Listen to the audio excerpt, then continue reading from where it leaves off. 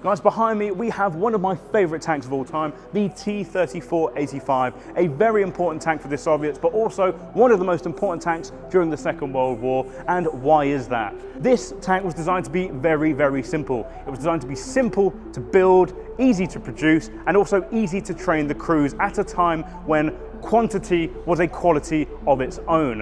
When you look at this thing, it's rough around the edges, quite literally all over the place, poorly cut pieces of armor. You've still got the casting marks all over the turret, but that did not matter. What mattered was to get these tanks out of the factories into the battlefield. Now, by the end of World War II, you're looking at about 49,000 of these things being produced. Compare that with something like the German Tiger, you're looking at about 1,300. Now, this would have a crew of 5. You've got your driver, barrel machine gunner, and you've got a bigger 3-man turret where you'd have a commander, gunner, and loader. Earlier ones only had the 2-man turrets, so a little bit better in terms of crew efficiency as well. So this T-34 is packing the 85mm gun, which was far more effective than the earlier 76mm, so much more effective against enemy armor.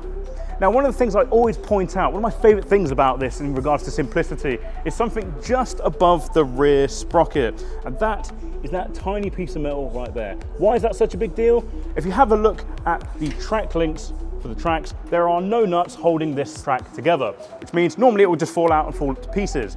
That tiny little piece of metal will knock those pins back in as the vehicle is moving, eliminating the entire need to have any nuts there at all, which also means changing tracks is way quicker.